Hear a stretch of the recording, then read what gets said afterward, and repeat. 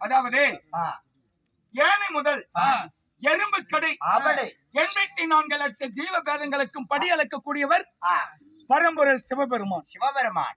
அந்தமும் இல்ல, ஆதியும் இல்ல, முதலும் இல்ல, முடிவும் இல்லாத, உருவம் இல்லாதவர். அப்பேற்பட்ட சிவபெருமானுடைய சடாபாரத்தில் சடாமுடி சந்திர பகவான் பிறந்து இந்த பூலோகத்தை அரசாண்டு வந்தார். இந்த நகை பூலோகத்தை ஆண்டு வந்தபடியினால் சந்திரன் பிறந்து இந்த பூமியை ஆண்டதனால எங்களுடைய குலத்துக்கு சந்திரகுலம் என்று பெயர்.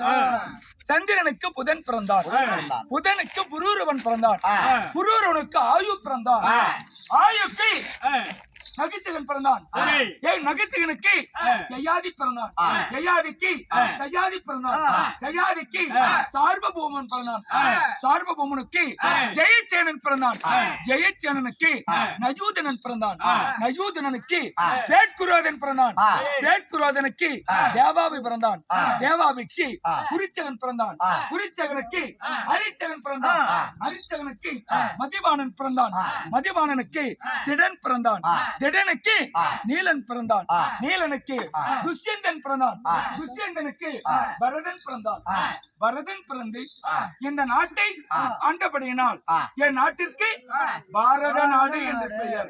பரதன் பிறந்தபடியால் பாரத நாடு. இன்னைக்கு சொல்றோம்ல, நம்ம நாட்டுக்கு பரத நாடு, நாடு பாரத நாடு. பரதனுக்கு பௌமன் பிறந்தான், பௌமனுக்கு சுகோத்திரன் பிறந்தான், சுகோத்திரனுக்கு அஸ்தன் பிறந்தான், அஸ்தனுக்கு அஸ்தன் பிறந்து இந்த அகிலத்தை டெல்லி ஆண்டபடியினால் அந்த தலைநகருக்கு அஸ்தினாபுரம் என்று பெயர் வந்தது. அஸ்தினாபுரம் என்று அஸ்தன் ஆண்ட நாடு அஸ்தினாபுரம். அஸ்தனுக்கு நிகும்பன் பிறந்தான், நிகும்பனுக்கு அரசியல் மிலி பிறந்தான், அரசியல் மிலிக்கு சவ்வரினன் பிறந்தான், சவ்வரினனுக்கு குரு மன்னன் பிறந்தான். குரு பிறந்தபடியினால் எங்களுடைய குலத்திற்கு குருகுலம் என்றும் ஆ. எங்களுடைய நாட்டிற்கு குரு நாடு என்று பெயர். ஆ. குருவுக்கு ஆமா குருவுக்கு பரிசித்து பிறந்தான். பரிசித்துக்கு பிரதீபன் பிறந்தான். பிரதீபன். பிரதீபனுக்கு சந்தனு மகாராஜன் பிறந்தான். சந்தன மகாராஜன். சந்தனு மகாராஜன் பிறந்து ஆ. கங்காதேவி மணந்து காங்கேயனை பெற்றெடுத்தாள். காங்கையினை வெற்றெடுத்தார். அதற்கு பிறகு ஆ. ராஜமாதா பரிமள கண்டிகை ஆ. சத்தியவதி திருமணம் செய்து சித்திரவீரியன் சித்திராங்கதன் என்று 2 புத்திரர்களை பெற்றெடுத்தார். இரண்டு புத்திரர்கள். ஆமா சரி, சரி. அந்த கங்காதேவிக்கு பிறந்தபடியினால் காங்கேயன் என்றும் தந்தைக்கு திருமணம் செய்து வைத்ததுனால ஒரு அப்பா தான் பிள்ளைக்கு கல்யாணம் பண்ணி வைப்பாங்க. புள்ள அப்பாவுக்கு கல்யாணம் பண்ணா அவர் யாரு? யாரு? அதான் அப்ப அவர் என்னவா ஆகுறாரு? பிதாவுக்கு. பிதாமகர் என்று பெயர். அது மட்டுமல்ல, இந்த உலகத்தில் கல்யாணமே செய்து கொள்வதில்லை. அப்படி என்று காசராசன் இடத்துல சத்தியம் செய்ததனால, சத்தியம் என்றால் பீஷ்மம், பீஷ்மம் என்றால் சத்தியம். அந்த பீஷ்மம் செய்தபடியினால் அவருக்கு பீஷ்மாச்சாரியார் என்று பெயர். பீஷ்மாச்சாரி என்று ஒரு பெயர். அது பிரம்மச்சாரி விரதம். பிரம்மச்சாரி விரதம். ஆமா. அதனால அவர் கல்யாணமே செய்து கொள்ளவில்லை. அவருக்கு நாடும் உரிமை இல்லை. நாடும் உரிமை கிடையாது. அப்ப குல விருத்தி அடையணும்ல. அதனால காசி மன்னனுடைய மகள் 3 பேர்கள், அம்பாள், அம்பிகை, அம்பாளிகை.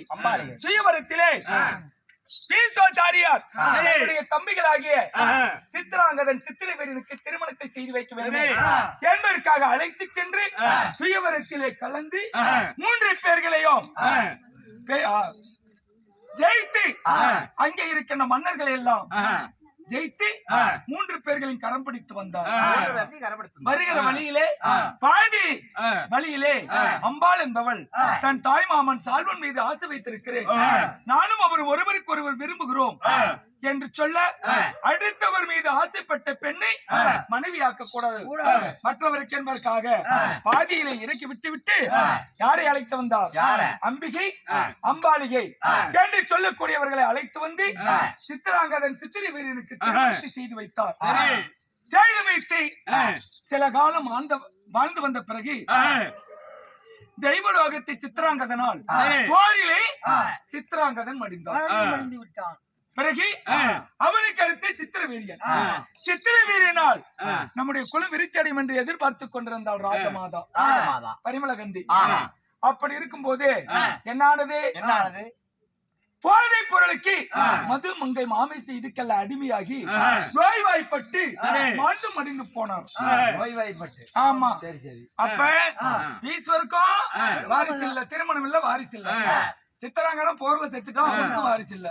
சித்திரவீரியனுக்கும் வாரிசு இல்ல. அப்ப நம்ம குல விருத்தி அடைய வேண்டுமே என்பதற்காக ராஜமாதாவாகப்பட்ட சத்தியவதி அந்த பரிமளகந்தி என்ன செய்தால், 5 சிறு வயது அறியாத பருவத்திலே ஒரு குழந்தை பெற்றெடுத்தாள். ஒரு குழந்தை. அரே அவர்தான் பராச முனிவருக்கு பிறந்த வேதவியாசர்.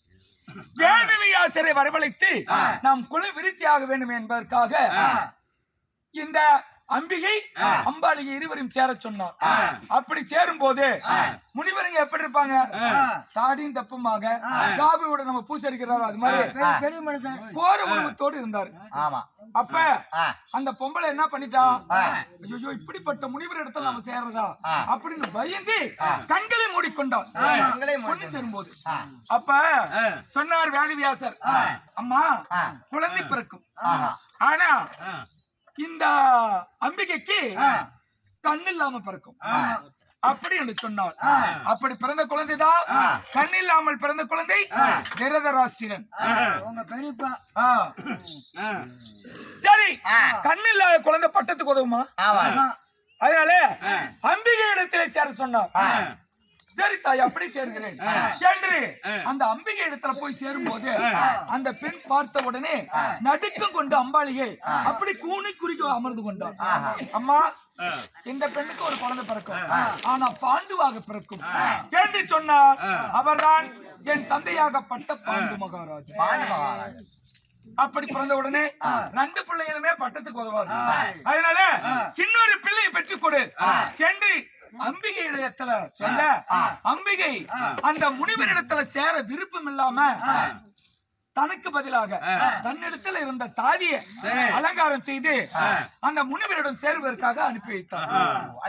அந்த பெண் பாசம், பண்பு, அன்பு, மரியாதை, தன்னடக்கம் என்று சொல்லக்கூடிய அனைத்தும் நிறைந்து பூரண சந்தோஷமாக அந்த முனிவரிடத்திலே சேர்ந்தார். சேர்ந்த உடனே அப்பொழுது சொன்னார், அம்மா இடம் மாறிவிட்டது. ஆனால் இடம் மாறினாலும் புற்றி நானும் அறிவு கல்வியில சிறந்து விளங்கக்கூடிய ஒரு குழந்தை பிறக்கும் என்று சொன்னார். அப்படி தாதிக்கு பிறந்தவர் தான் விதிர மகாராஜன். ஆமா, ஆமா. இப்படி பிறந்து விதிரனுக்கு திருமணம் இல்லை, குழந்தை பாக்கியம் இல்லை. ஒரு மகாபாரதத்துல குழந்தை இருக்குது, இன்னொரு மகாபாரதத்துல குழந்தை இல்லைன்னு இருக்குது. அதனால எப்படி வேண்டுமென்றாலும் எடுத்துக்கொள்ளலாம்.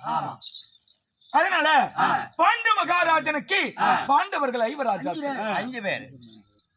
என் பெரிய தந்தை திருதராஷ்டிரனுக்கு துரியோதனன், துர்ச்சோதனன், துர்தர்சன், துன்முகன், ஜலந்தன், ஜகன், சமன், விந்தன், அணிவிந்தன், துருவாகை, சுபாகை, துஷ்பதர்சனன், துஷ்சந்தன், விம்சதி, விகர்ணன், சுலோசனன், சித்திரன், சித்தராசுவன், சாரிசித்திரன், சதாசன், துன்மருசனன், விவிசன், விகபசுமன், பூரணநாபன், சுனாவன், நந்தன், உபநந்தன், சேனாதிபதி, சுசேசனன், குண்டோதரன், மகோதரன், சித்திரத்துவம்சன், சித்திரவதன், சித்திரமன்மதரன், அபராகிகன், பண்டிதன், விசாலாசன், மார்பரன், அசிதன், சுவேட்சை, துருடகஸ்தன், பாதவேகன், சுவரச்சேனன், ஆதித்தகேதன், பகாசி, நாகநந்தன், உக்கிரயோகி, கவசி, நிசங்கி, தண்டுதரன், கண்ணகிரகன், பீமதரன், பீமவேகன், அபயன், ருசியன், குண்டவேதி, விராவி, தீர்க்கலோசன், அதிவிற்கன், தீர்க்கன், தீர்க்கபாகன்,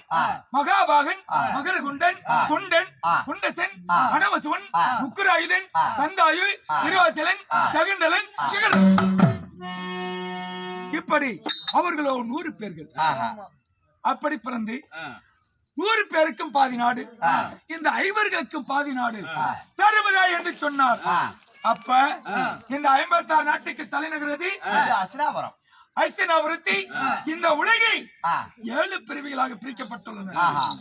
7 பிரிவுகள். ஆமா.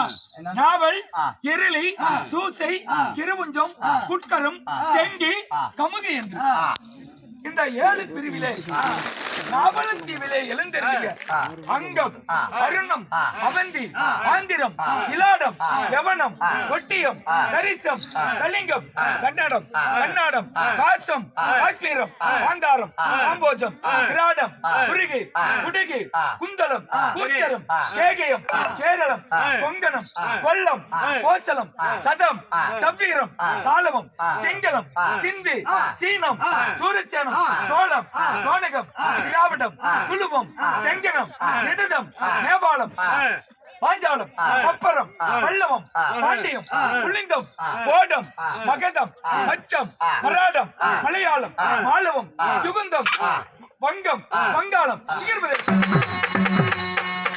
இப்படி சொல்லக்கூடிய 56 தேசங்கள்.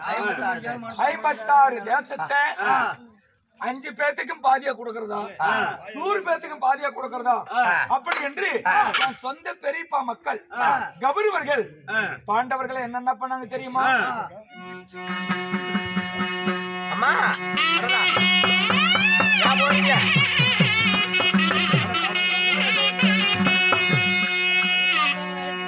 ஐயா பகலில வழிகளில